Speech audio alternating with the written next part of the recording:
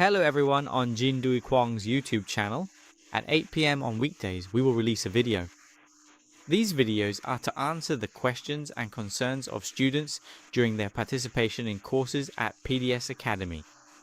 If you truly don't want to miss out on any of these helpful videos, please take a moment to subscribe to the channel, like the videos, leave a thoughtful comment on them, and share them with your friends so that the very next time we release a brand new video, you will be the absolute first person to see it much sooner than anyone else in the community. In today's question, someone is asking how to lay out a pattern on tubular knit fabric. So you can imagine that tubular knit fabric is a type of knit fabric that is woven in the form of a tube.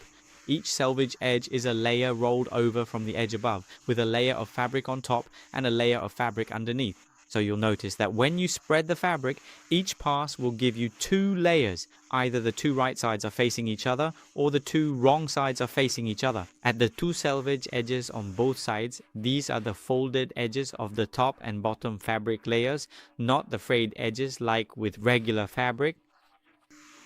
That's why when we lay out the pattern, we need to place any pieces that require folding along this selvage edge so that when we cut half of it, when we unfold it, it becomes a full piece for both sides, okay?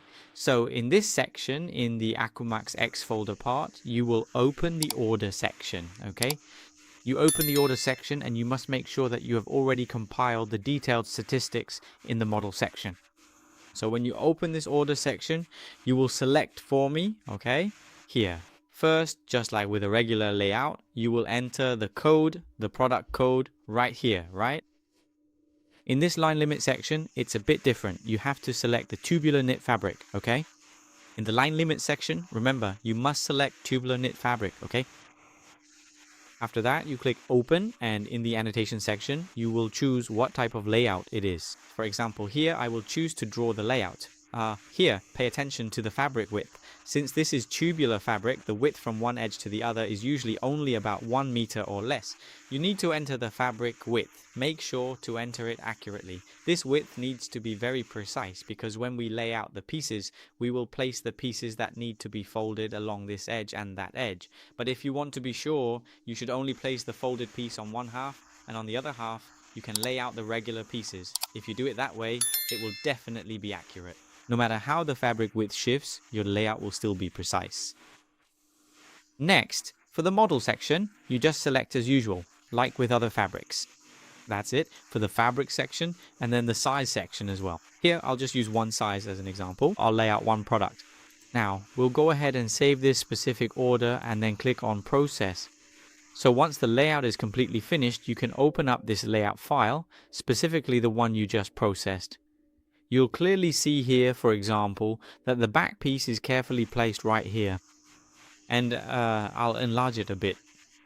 And you'll see above there's a command, here, fold. Yes, here you can see there's a fold command. Here, fold right here. And please click Add it to the toolbox override section for me. Right click on the part that's opened up and drag it here. See, isn't that cool? Right, isn't it? As for this one, you should flip it over.